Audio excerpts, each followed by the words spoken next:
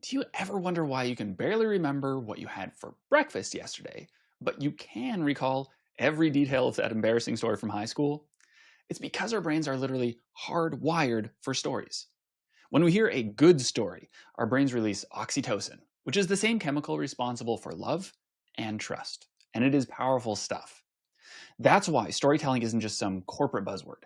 It's your secret weapon for making an impact. Whether you're pitching to investors, presenting to clients, or creating content for your audience, today I'm going to share the art of business storytelling.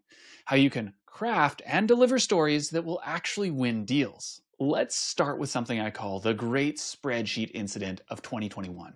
A friend of mine spent hours creating a presentation. He packed it with numbers and data about his company's strategy, but when he presented it in all its detail, people hardly remembered a thing. But when he turned that data into a story about how his product helped Angela, a struggling cafe owner, to keep her cafe open during the pandemic, everyone remembered that. And more importantly, they connected with it. So if stories are so impactful, what's a good way to structure a story? This brings us to our first practical tool, the STAR method. Now, I know what you're thinking. Isn't that for job interviews? Well, yes, it is, but it's also perfect for business storytelling. Here's how we adapt it. S is for situation. Set the scene. Where are we? What's the context? This is where you can use a ton of sensory details to really bring your audience in. T is for task. What was the challenge or the opportunity? A is for action. What actually happened? What did you do? This is where you get to be super creative with your storytelling. R is for results. What changed? What's different now because of that action that was taken? The key piece here, a story isn't really a story unless it shows how something or someone gets transformed. Otherwise, it's just a data point, an anecdote. The beauty of the STAR storytelling method is that it gives your stories structure without making them feel stiff and robotic. It's like having a GPS for your storytelling. You know where you're going, but you can still take the scenic route along the way. Now, I hear this all the time, but my business isn't interesting enough for stories. Trust me, stories are everywhere in your business. You just need to know where to look. Here are my 3 favorite story mining spots. First, your origin story. And I don't mean the boring, we were founded in 2015 version. I mean, why and how did you start your business or career? For example, Airbnb's founders couldn't afford their rent and realized they could rent out air mattresses in their apartment for extra income. What opportunity, problem, or passion did you recognize? And what did you do about it? Second, customer success stories. These are gold mines.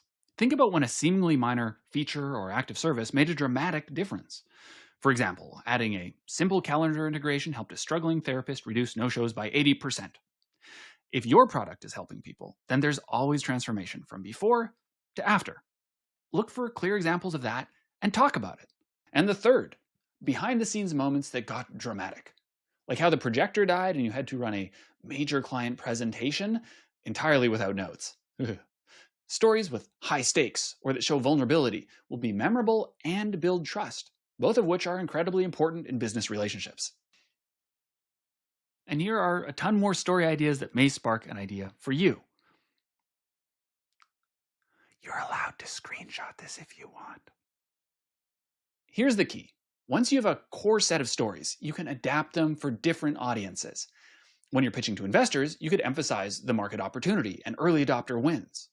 Or when you're talking to customers, focus on the emotional journey and the relatable moments.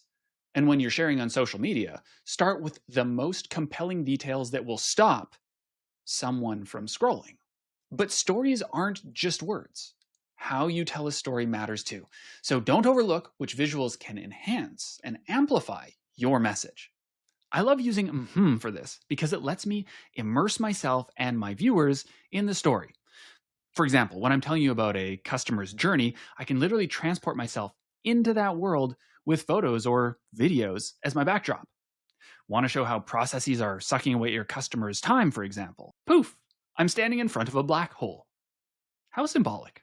Or if I want to build suspense before revealing a transformation, I could use a transition that puts me in front of a stage before, poof, I pay it off with a visual. These visual metaphors aren't just fun. They make your stories more memorable and impactful. And I've got to say, You do not need to be a video production expert. Makes it simple to add these creative elements while keeping the focus where it belongs, on your story and its impact. Remember, at the end of the day, storytelling isn't about being Shakespeare. It's about being human, but still knowing a thing or two about how to capture people's imagination. So as we wrap up, here's a challenge. Take one of your business stories, maybe it's your origin story, a customer win, or a lesson learned, and write it down following the STAR framework. Then fire up and practice telling it. Play with different backgrounds and transitions that amplify your message. You might be surprised at how a little visual creativity can turn a good story into an unforgettable one.